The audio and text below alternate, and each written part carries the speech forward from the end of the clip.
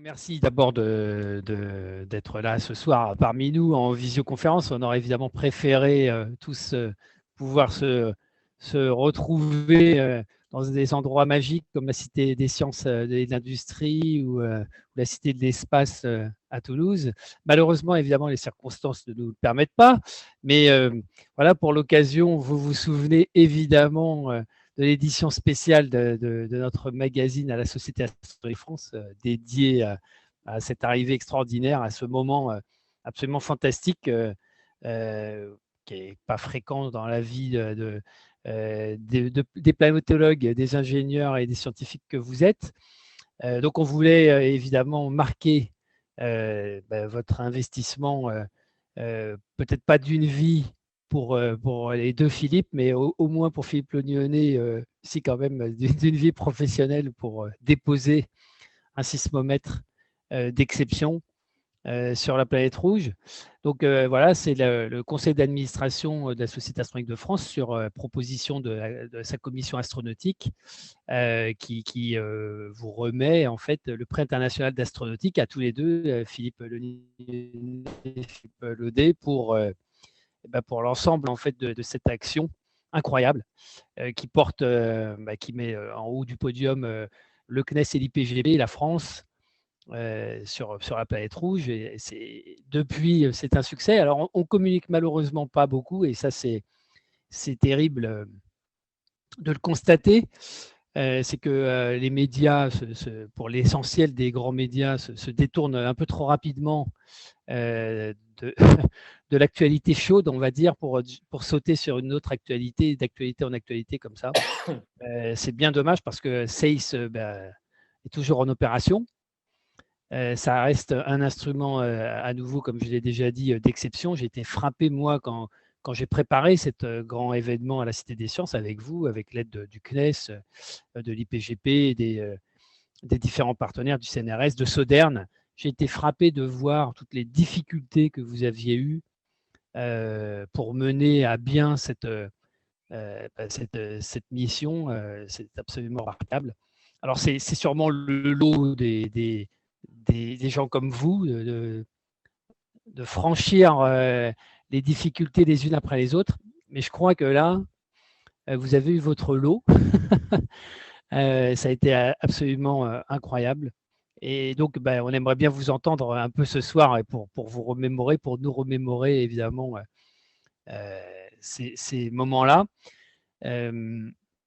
Donc, bravo pour le prix international d'astronautique qui, grâce à l'action de Pierre-François Mouriot, a été remis au goût du jour. Vous savez que le premier à l'avoir reçu, c'était en 1929, bientôt 100 ans, c'était Hermann Oberth. Donc voilà, vous êtes dans la foulée, dans la trace de ce grand monsieur. Plus récemment, c'est Jacques Blamont qui nous a quittés malheureusement récemment. Jacques Blamont qui a reçu en 2019 le prix international d'astronautique remis au goût du jour. Et puis l'année dernière, c'est Makoto Yoshikawa, le chef de la mission Hayabusa 2 de la JAXA, qui l'a reçu juste avant vous deux, quoi. Voilà. Donc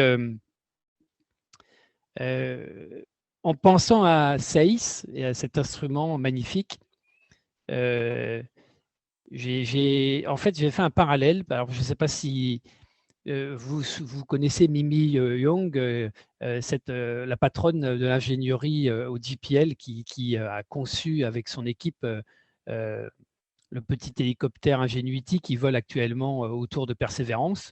Et quand on l'a interviewé pour l'équivalent de l'arrivée d'Insight, mais c'était pour Perseverance, donc il y a quelques semaines seulement, sur Mars, on a eu le privilège de pouvoir l'interviewer et elle a dit quelque chose qui m'a marqué et je pense que vous étiez dans le même esprit. Jamais elle et son équipe n'ont douté en fait de leur capacité.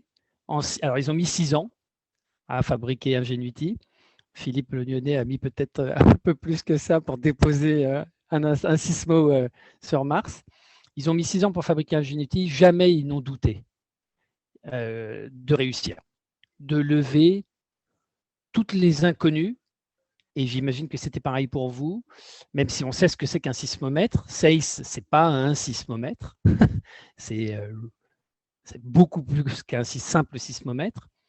Ingenuity, ce n'est pas un petit hélicoptère, c'est sûrement plus, mais surtout, c'est l'inconnu, quoi. Et jamais ils ont douté. Je pense que, alors j'aimerais bien savoir, on aimerait bien savoir si vous avez douté ou pas, euh, malgré tous les obstacles à franchir que vous avez franchis allègrement grâce au CNES à nouveau, grâce au CNRS, grâce à l'IPGP, grâce à la SODERN, grâce au JPL aussi sûrement. Voilà. Donc bravo, félicitations, merci à vous et merci de nous soutenir aussi parce que la Société Astronomique de France, vous le savez, hein, c'est une association où il y a bénévoles professionnels et bénévoles amateurs qui, de façon conjuguée depuis plus de 130 ans, grâce à Camille Flammarion, eh bien, fait la promotion des sciences spatiales et planétaires. Et grâce à vous, évidemment, vous les professionnels, qui arrivez à nous aider, qui nous aidez à transmettre auprès du grand public, auprès des passionnés. Et on vous en remercie, évidemment. Bon, bah, merci beaucoup. Alors, je ne sais pas comment on va faire. Peut-être je vais, si Philippe le veut bien, je peux commencer pour dire un petit peu quelques impressions. Après, je le laisserai parler. Puis après, on pourra faire des questions-réponses. Je ne sais pas, Philippe, ça te va? Non, ça me va très très bien, bien sûr. Voilà. Ben, écoutez, donc d'abord, ce que je voudrais d'abord commencer que tu as parlé beaucoup des institutions, le CNES, l'IPG, le JPL, SODERN, etc., etc. Il y a aussi tous nos partenaires étrangers hein, dans cette opération, donc le TH, nos amis anglais de l'Imperial College et puis le Max Planck de Göttingen. Mais il y a surtout tous les gens et tous les hommes et les femmes qui sont dans les équipes. Et donc, la première chose, c'est que je voudrais quand même dire que je prends ce prix qui m'honore comme vraiment un prix collectif pour toute l'équipe. Et donc, j'associe vraiment toute cette équipe extraordinaire à ce prix. Donc ça, c'est vraiment le point important. Et puis aussi, c'est un prix international. Je pense que tout ça ne se serait pas fait si Bruce Bannert avait cru en moi et que moi j'avais cru en Bruce Bannert. Je pense que ça, c'est aussi un autre point. Donc, c'est une mission internationale en fait où la France a eu la cerise sur le gâteau. N'empêche, c'est quand même les États-Unis qui ont fait le gâteau. Et c'est quand même grâce à eux qu'on a pu se régaler.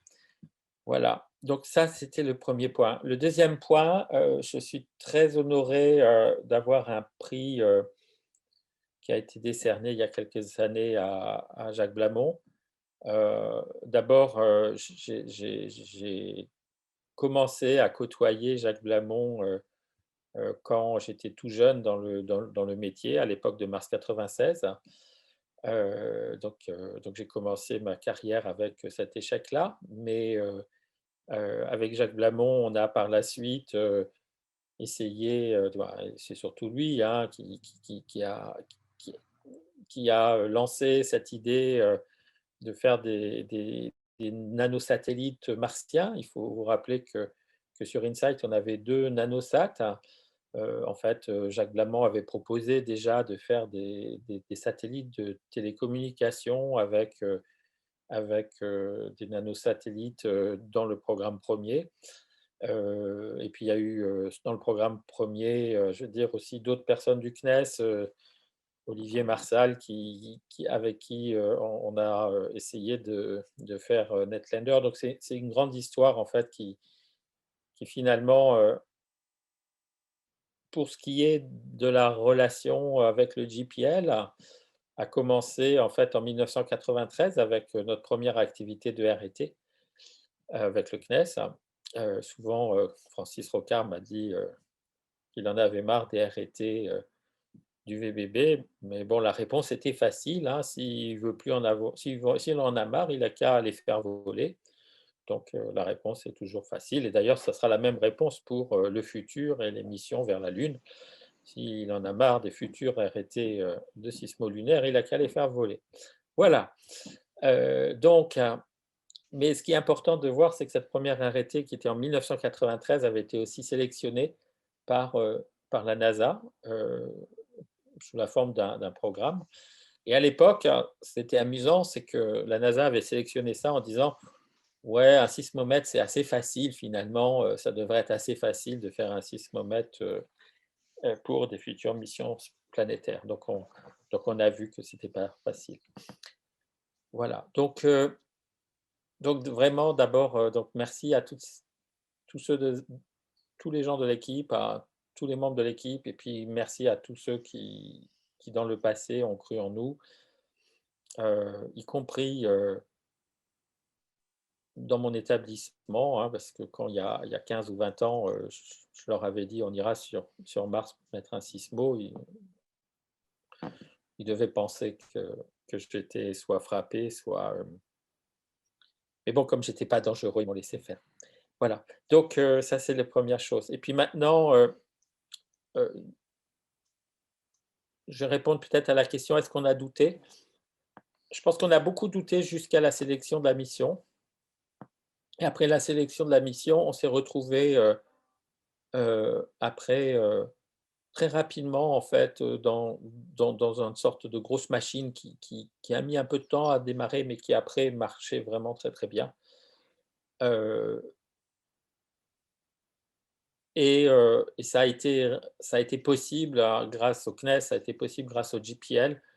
Ça a été possible, parce que, quand on a eu, des problèmes majeurs, et bien, à la fois, le CNES et le JPL, mais aussi le CNRS, hein, ont ont considéré que la réussite était indispensable et d'une certaine façon, n'ont pas compté, les dépenses, les efforts, hein, et je crois qu'aussi les personnes de l'équipe n'ont pas compté les efforts et puis, et les difficultés. Je pense que si j'étais responsable légalement, heu, du nombre d'heures, par semaine, hein, dans la règle des 35 heures, ça ferait très longtemps que j'aurais eu des problèmes. On a malheureusement, ou heureusement, je ne sais pas, explosé toutes ces contraintes-là, heu et hem mais néanmoins on y est arrivé, voilà. Donc heu et puis enfin le dernier point, c'est que, bon, tu as parlé de la science, on va avoir bientôt, des articles qui vont être publiés, dans des revues prestigieuses, hein, que je ne nommerai pas. Heu, mais bon, vous savez, on a déjà publié dans une revue prestigieuse, donc je dirais qu'on va publier dans l'autre revue prestigieuse pour que personne ne soit, jaloux et heu et ça, c'est vraiment une consécration. Mais par contre, je vais bientôt aller à Nice, heu où, ça va être la fin d'une première phase, avec un super projet éducatif qui a vu, les données de SAIS être distribuées dans des collèges, des lycées, un peu partout sur le monde. Et donc ce que je vais retenir aussi de ça, c'est qu'on c'était pas uniquement, un truc de scientifique et d'ingénieur, c'était aussi, une sorte de partage, je ne veux pas dire communion parce que c'est un peu pompeux, mais disons de partage de cette envie, comment dire, d'explorer. Moi, je sais qu'une partie de ce que j'ai fait, c'est lié à ces rêves, d'enfance, hein, de l'époque d'Apollo et on a été très, très heureux de pouvoir partager ça avec des jeunes, collégiens, des jeunes lycéens, et en particulier avec tout ce réseau d'écoles qui ont reçu les données. Donc il y a eu tout ce travail-là qui a été fait. Heu et je tiens à dire aussi que Philippe, donc Laudet, voilà, m'a accompagné comme chef de projet, mais il a aussi fait confiance à ce volet, pédagogique et ça, c'était vraiment la première fois au CNES qu'il y avait un tel volet pédagogique qui accompagnait une mission. On dit souvent que la NASA, fournit quelques pourcents de ses budgets pour de l'éducation, de l'outreach. Et je crois qu'avec, d'une part, le volet éducatif et puis d'autre part aussi, tout le travail que Philippe Labro a fait, pour développer le site web d'Essai, ça, et surtout, la confiance que le CNES a eue dans ce volet éducatif, ce volet, outreach, eh bien, on a fait aussi que SAIS soit partagé, vers la population en général et ça, je pense que c'est aussi une belle réussite. Voilà, je vais m'arrêter là et puis je laisse la parole à Philippe Ledet, que je remercie beaucoup pour, tout le stress, tout le plaisir, les engueulades, les tensions et les joies qu'on a pu avoir ensemble. Mais merci Philippe. Oui, oui, bah, d'abord, je te retourne le compliment. Moi aussi, ça me fait très plaisir de revoir les deux Philippe. Hein. Toi, Philippe, je crois qu'on ne s'est pas revu depuis 2 ans, depuis la fin du projet, en fait. J'ai été un peu scotché à Toulouse pour raison de santé, hein. J'ai un peu soufflé. Mais heureusement, rien de grave puisque tout va bien. Mais ensuite, j'ai aussi changé d'activité, ce qui fait qu'on ne s'est pas recroisés. Je crois que je n'ai pas revu Philippe Labro non plus depuis le JPL. C'est pour ça que ton fond d'écran est pas rouge. Et voilà, c'est pour ça. Maintenant, je m'occupe d'astrophysique, mais je garde dans mon cœur cette histoire et cette aventure incroyable qui a été SACE. Effectivement, ma première réaction quand vous m'avez appris ça, hein, quand Pierre-François m'a téléphoné, ça a été exactement la même que Philippe, c'est-à-dire j'ai pensé tout de suite que ce prix revenait à toutes les équipes, pas que celle du CNES bien sûr, mais toutes les équipes SACE. D'ailleurs, l'équipe du CNES, ça ne veut pas dire grand-chose, hein, parce qu'on a vécu un truc en équipe totalement intégrée, que ce soit entre instituts différents, entre industriels, entre laboratoires, entre agences, et puis aussi entre pays, puisque là-bas aussi, ils ont leur culture. Et du coup, tout ça s'est mélangé. Il a fallu qu'on se comprenne avec la fameuse règle que pour pouvoir parler aux Martiens, il faudrait d'abord que les terriens arrivent à se parler entre eux.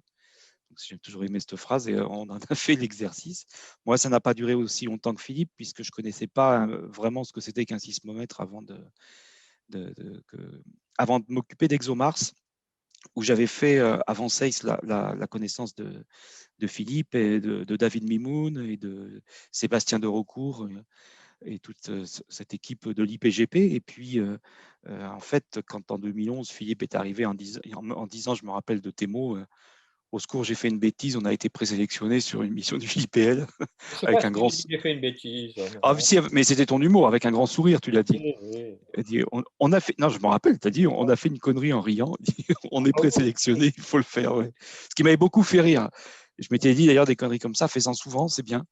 Et on est parti. On est parti. Moi, ça a duré 8 ans. J'étais le premier dans l'équipe, hein, du côté CNES là cette fois.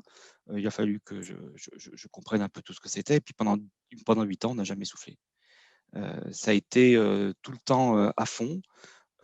Et effectivement, je dois avouer que j'ai jamais douté et je pense que j'étais totalement inconscient. Mais si j'avais douté, je crois que c'était la fin des haricots en ce qui me concerne. D'autres auraient pris la suite, certainement. Quoiqu'on ne faisait pas trop d'envieux hein, quand ils voyaient le rythme effectivement auquel on avançait. Mais j'ai jamais douté tout simplement parce que je me disais que je n'avais pas le droit de douter. D'abord parce qu'il y avait des équipes qui nous regardaient. Philippe, il avait évidemment ça. Tout le monde regardait le PI qui avait eu l'idée de cet instrument et qui avait conduit à cet aboutissement qui était la sélection par une nation prestigieuse pour une mission qui, n'en pas douté, irait jusqu'à Mars parce que les Américains savent très bien faire et ils nous l'ont prouvé une fois de plus. Et puis, ben, moi, on m'a embringué dans cette histoire avec. J'étais consentant hein, quand je dis on m'a embarqué. J'ai milité pour être nommé. Et en fait, bon, bah, tous les gens qui sont venus, qui m'ont rejoint, c'est parce qu'ils ont cru qu'on pouvait y aller. Donc, je me suis senti l'interdiction dans les moments difficiles, parce qu'il y en a eu un paquet, de leur dire bah, vous avez raison, ça, on ne va jamais le faire.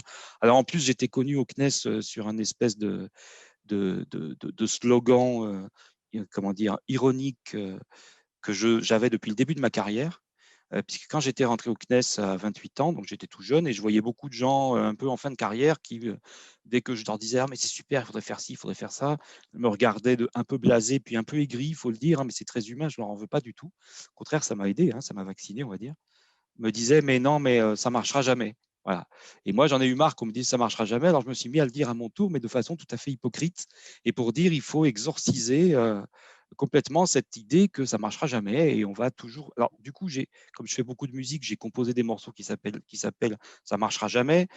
Tous mes collègues, dès qu'il y avait un problème, venaient me voir en me disant ça marchera pas. Je dis, ah, t'es en train de me faire le ça marchera jamais là. Donc il faut y croire. Et en fait, on n'a jamais lâché. Ceux qui, à un moment, ont basculé dans le ça marchera jamais parce que c'était très tendu, très difficile. Puis, vous savez, les gens, ils ont tous aussi une vie à côté, une sensibilité, des soucis autres qu'ils doivent chacun gérer. Donc, des fois, il y en a pour qui c'était trop difficile, et pour eux, et pour l'équipe. Donc, d'un commun accord, en général, on a préféré, à ce moment-là, demander à cette personne de prendre du recul pour mettre quelqu'un d'un peu plus frais, hein, comme dans une équipe de rugby, quoi, hein. C'est exactement la même chose. Et donc, jusqu'au bout, on l'a fait.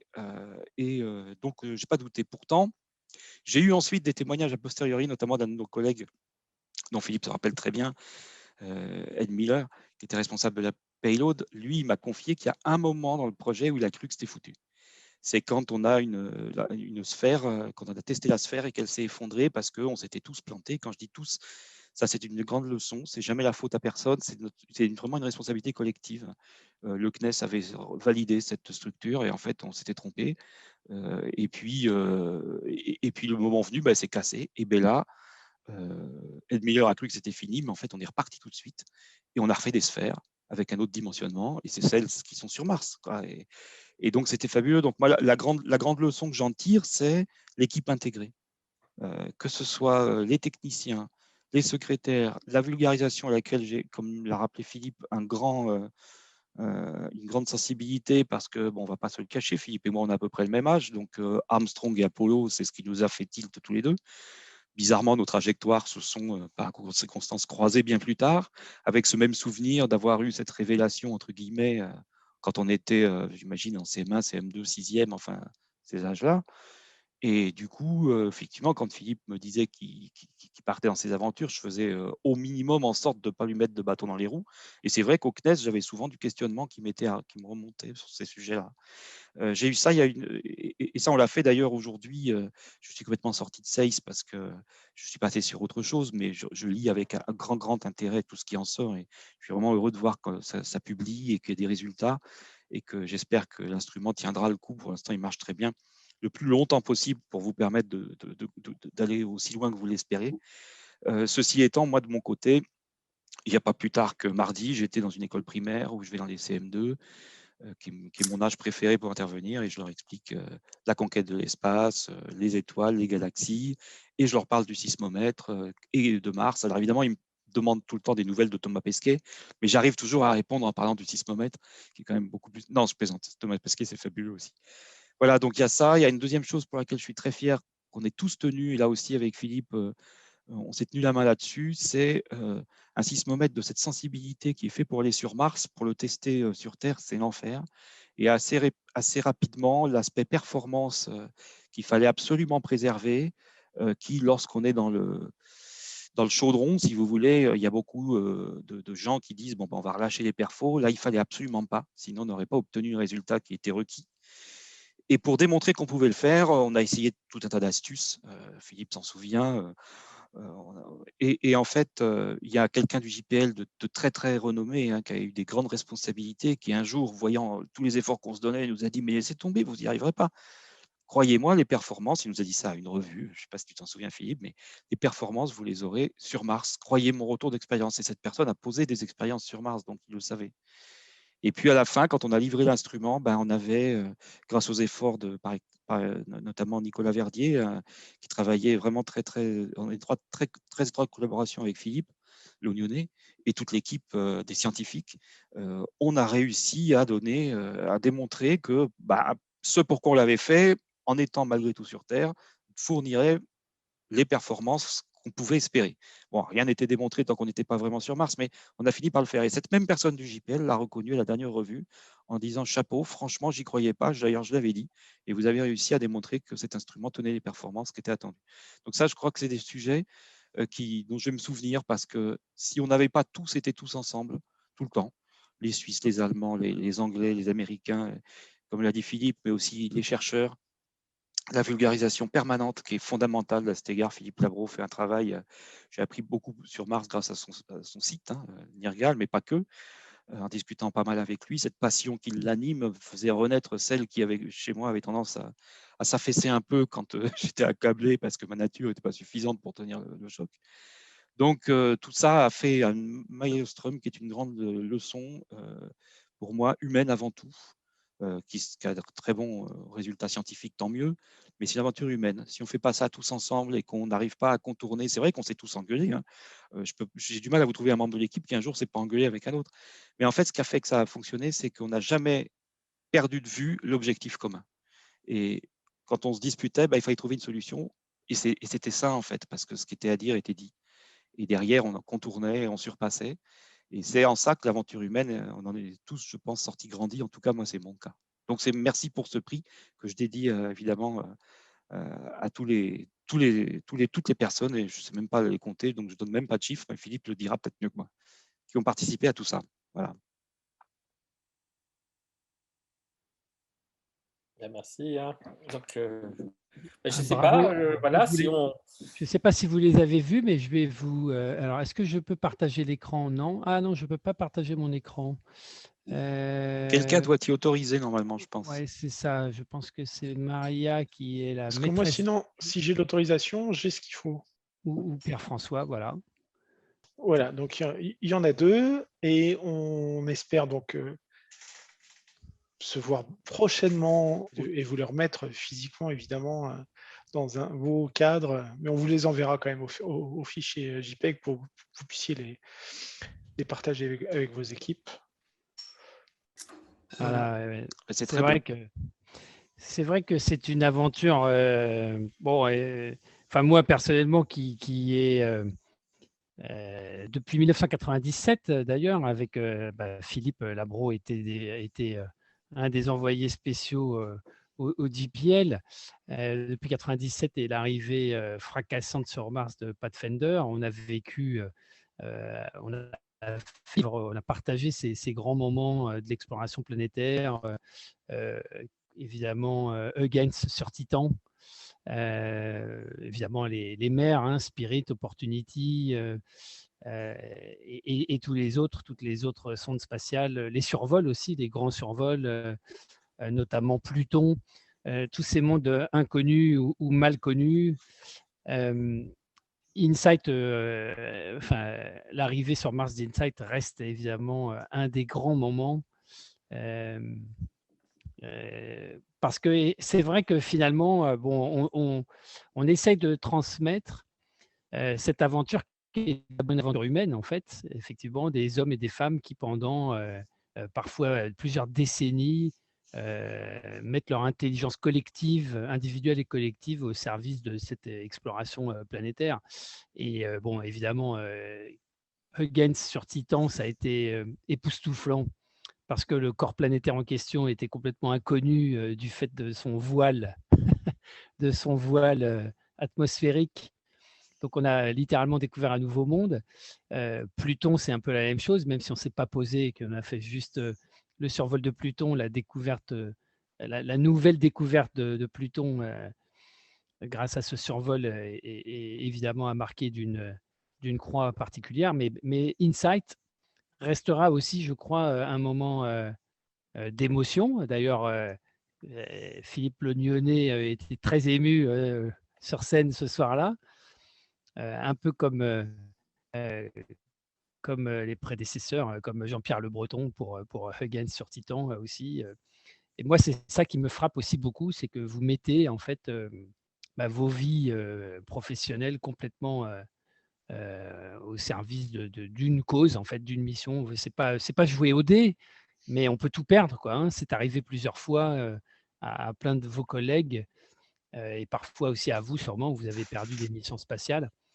Et voilà, c'est un métier compliqué quand même, avec beaucoup de tensions. Et ça, c'est assez remarquable. Et c'est ce qu'on essaye aussi de partager, quoi, hein, de faire comprendre aux gens, aux écoles, évidemment, pour susciter des vocations, mais aussi au grand public qui paye ses impôts et qui finance tout ça, quoi.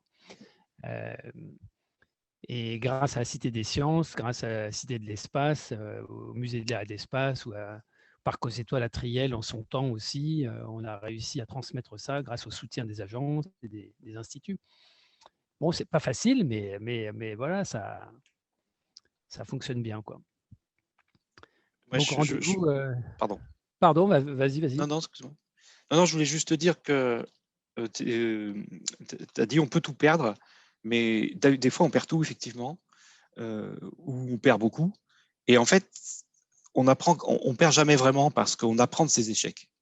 Et je crois qu'il faut, les Américains, ça c'est une des grandes leçons qui nous ont apporté, hein, never give up, ne jamais abandonner, comme ils disaient. Et puis surtout, le courage, c'est pas quelqu'un qui tombe jamais, c'est quelqu'un qui se relève après être tombé.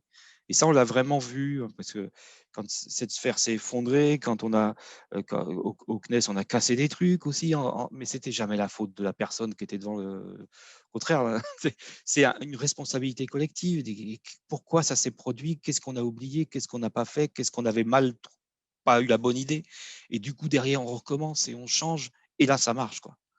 Et bon, après, ceux qui ont quitté le navire au milieu parce que eux, ils en pouvaient plus, etc. Mais ce succès, c'est le leur aussi, parce que les quelques années précédentes où ils ont tout donné au point de ne pas pouvoir aller au bout, sans cet effort-là, ceux qui ont récupéré le témoin n'auraient pas eu les éléments pour aller eux au bout avec ce témoin. Donc, il y a vraiment un enseignement vraiment intéressant et que je retiens. Voilà. Je regrette juste maintenant être trop vieux et trop fatigué pour pas remettre ça. Je regrette rien, hein, mais d'autres le Alors, feront et le feront très bien. Oui, non, mais je vais exactement dans le sens, c'est-à-dire que au bout d'un certain temps, je pense des projets comme ça, il faut les voir comme un projet collectif, mais qui est beaucoup plus que celui de l'équipe, mais c'est un projet. Alors, je ne dis pas de la collectivité humaine, mais bon, il y a un peu de ça quand même, hein, quelque part. Voilà. Donc, alors maintenant, c'est évident que si on voulait refaire le projet, on le referait différemment, mais c'est la logique des choses, c'est-à-dire que ce qui n'a pas été très, très bien fait, ben, ça sera mieux fait la prochaine fois. Et il y aura sûrement une prochaine fois. Est-ce que ça sera, du moins, quel sera mon rôle finalement dans les prochaines? C'est un petit peu, c'est pas vraiment un problème important. Mais d'un autre côté, je pense que ça soit moi, Philippe, ou Philippe Laudet, je pense, on gagnera, on aura gagné aussi la nouvelle étape quand on verra, ben, soit des PI, soit des chefs de projet, qui, un peu en s'inspirant de ce qui a été fait pour SACE, se diront: «Bah, ça vaut le coup de s'y mettre, pour un nouveau projet». Donc, je trouve que, voilà, heu c'est vraiment un point important. Alors, on avait commencé à parler, de la Chine, et puis, des États-Unis, et puis il y avait un petit peu en filigrane le fait que finalement l'Europe derrière tout ça est un peu lointaine. Je pense que malheureusement c'est un fait, c'est-à-dire que nous que l'Europe aujourd'hui n'a pas, ne retient pas le fait qu'il y a une dimension stratégique, dans cette exploration planétaire. Et il faut pas se leurrer, hein, cette dimension stratégique, elle n'est pas du tout, scientifique, elle est pour d'autres raisons, hein, donc c'est des raisons de leadership, mais voilà, donc c'est vrai qu'aujourd'hui, ce que j'aimerais, c'est, ben, qu'il y ait beaucoup plus, dans la collectivité française, de jeunes de 30 ans qui puissent se dire, dans les 25 ans, je serai, PI d'un projet, je serai chef de projet d'un projet spatial qui ira découvrir, n'importe quel sujet, scientifique. J'ai une anecdote que j'aime bien rappeler quelquefois. En fait, quand on a eu le step 1 qui nous mettait en compétition avec 2 autres projets, à un certain moment, il y avait une sorte de, Nature avait pensé, faire une sorte de sondage, hein, de ses lecteurs pour savoir quelle était la meilleure mission des 3. Alors, pendant 15 jours, le sondage s'est bien passé, c'est-à-dire qu'il y avait une sorte de processus démocratique, hein, qui faisait. Et puis au bout d'un certain temps, on a commencé à avoir un effet que j'appellerais, Europe, côte Est, côte Ouest. C'est-à-dire, quand c'est l'Europe qui se réveillait, il y avait tout d'un coup un afflux énorme de votants européens. Et puis quand c'était la côte Est qui se levait, tout d'un coup, il y avait un afflux énorme de votants pour les projets de la côte Est.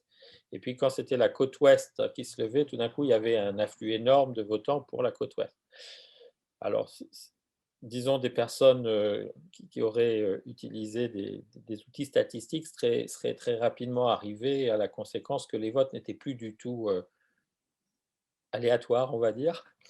Donc, qu'il y avait un peu de bourrage d'urne. Hein, mais par contre, ce que je retiens, une chose, c'est que j'avais un étudiant qui était très, très évidemment motivé pour Insight et puis qui avait envoyé un message à Nature en disant « C'est évident qu'Insight est la meilleure mission, c'est la seule qui fait de la vraie science. » Alors, j'ai rarement disputé des étudiants, mais je me rappelle que je lui ai dit « Non, c'est notre science, on la trouve la plus belle, mais la science des autres est tout aussi belle que la nôtre. » Sauf que ce n'est pas la nôtre, hein, mais ce n'est pas grave. Voilà. Et donc, à ce niveau-là, je pense que toutes les missions sont belles à faire. Et ce que je regrette, c'est qu'il y ait aussi peu d'élus.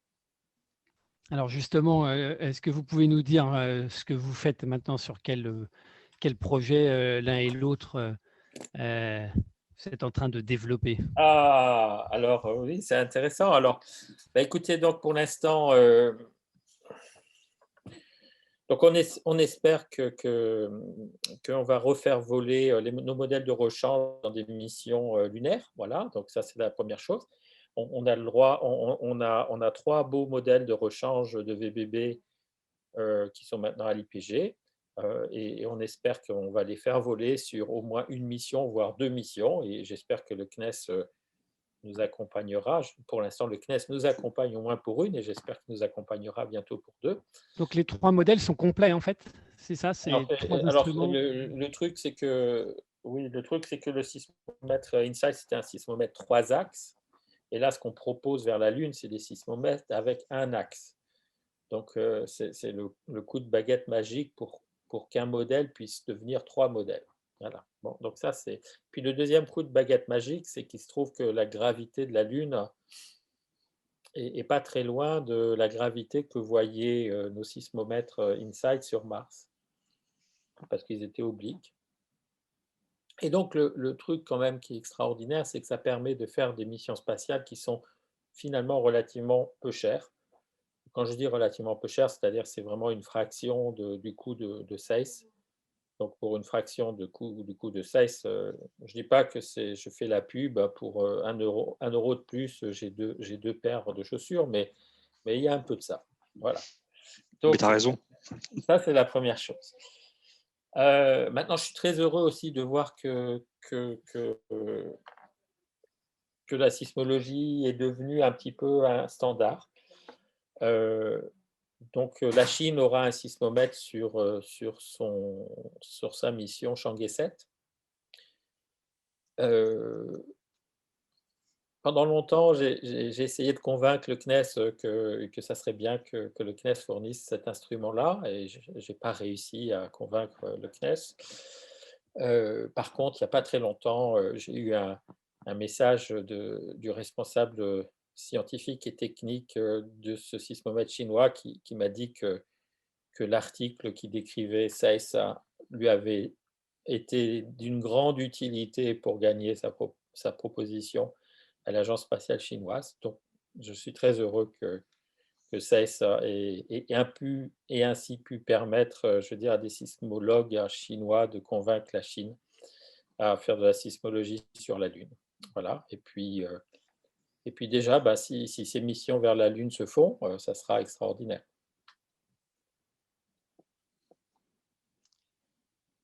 Très bien. Philippe? Alors, oui, je le souhaite aussi. Hein. Quand Philippe, tu dis, j'ai pas réussi à convaincre le CNES, je ne suis pas le CNES. Enfin, je vénère évidemment mon employeur. C'est pour ça que je n'ai pas dit, j'ai pas réussi à convaincre Philippe. Hein.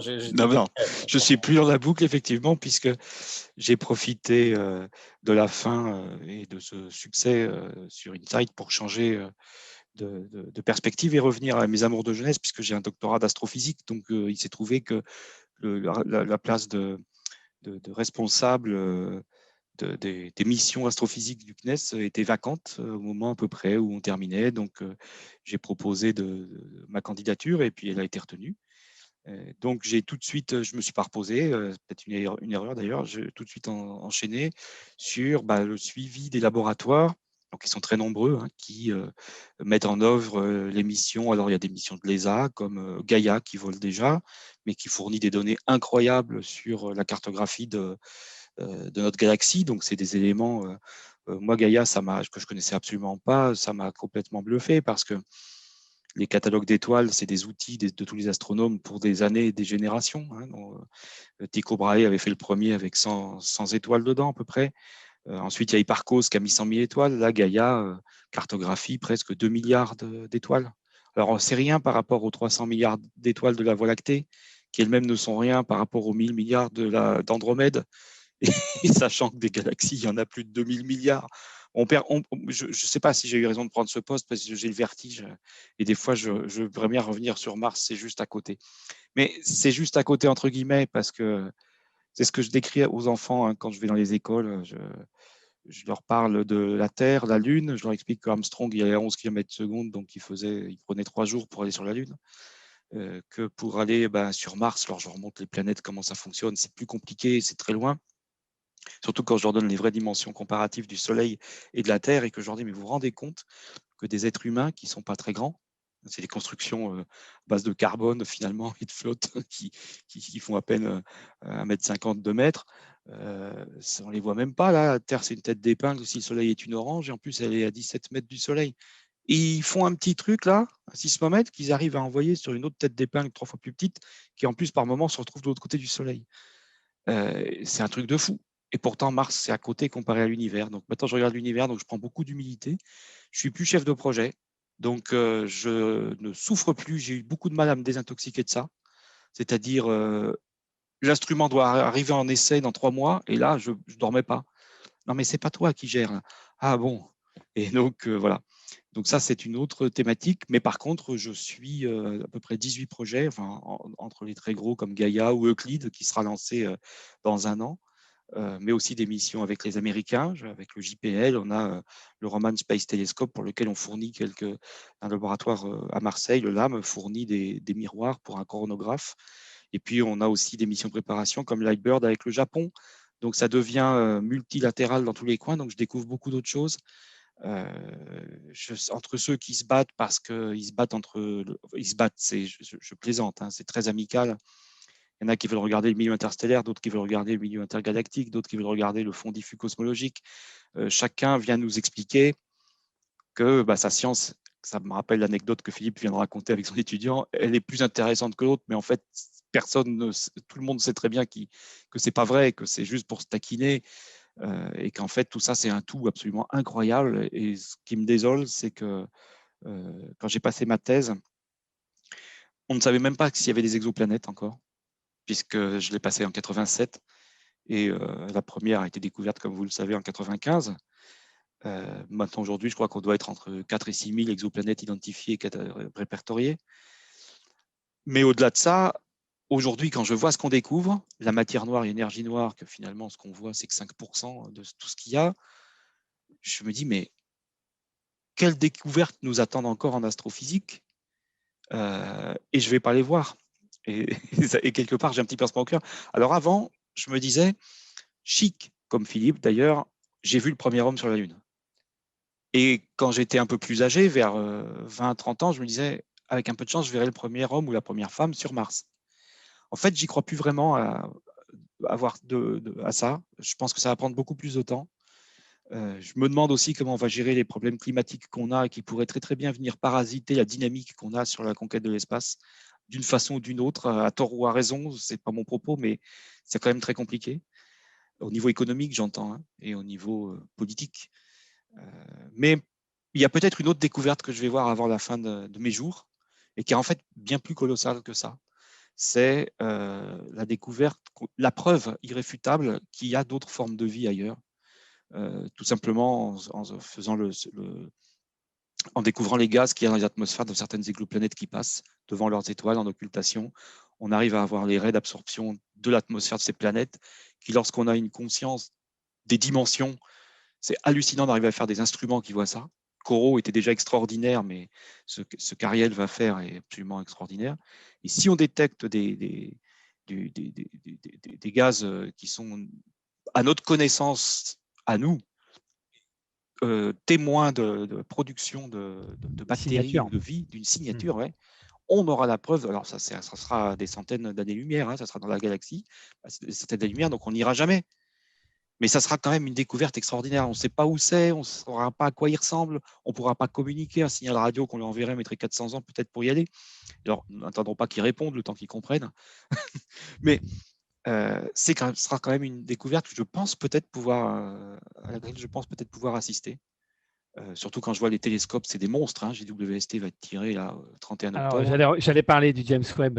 Voilà, c'est un monstre absolu dans l'infrarouge. Là, il surclasse Hubble.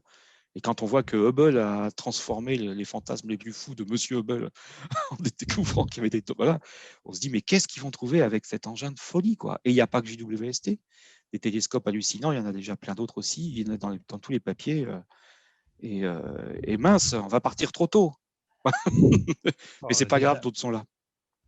On n'est pas parti encore. Hein. Non, tout à fait. Non, et puis j'ai eu une petite note un peu pessimiste quand j'ai parlé des défis climatiques. C'est vrai que c'est une grosse question qui se pose aujourd'hui, mais on a montré avec SEIS, pour mettre quelque chose qui a la taille d'un ballon de foot sur une planète Mars, qu'un seul homme ne pourrait pas le faire, mais en collectif, on a réussi à trouver des solutions. C'est hallucinant. Donc un problème comme celui-là qui va nous prendre à la gorge assez rapidement, je pense que la collectivité humaine va trouver des solutions. Il faut qu'elle en trouve, qu'elle discute. Et qu'elle ne tombe pas dans des ornières. Et une fois qu'on aura fait ça, on pourra enfin continuer à explorer l'espace, qui est quand même le truc le plus sympa que je connaisse. Très bien. Merci pour tout ce temps passé avec nous, pour toutes ces explications et ces belles discussions. Eh ben, merci encore, merci pour tout. Et puis, de toute façon, évidemment, on reste Merci beaucoup. Très intéressé par la suite, et y compris dans les colonnes de l'astronomie d'ailleurs. Hein, je me fais un peu le porte-parole de la rédaction, mais vous savez que le magazine est toujours friand de vos articles, donc n'hésitez pas si vous voulez écrire dedans. Voilà, et puis toutes les informations pour Area Cosmos, là, s'il y a une publication, Philippe, dont tu parlais tout à l'heure, n'hésite pas qu'on puisse faire une brève également dans la revue, ça sera avec plaisir. Eh bien, merci à vous. Merci à vous tous et toutes. Merci. Ben, merci beaucoup à vous. Hein. Merci beaucoup. Bonne soirée. Un très bon week-end. Au revoir. Au revoir. Au revoir. Bonne soirée, bon week-end. Merci.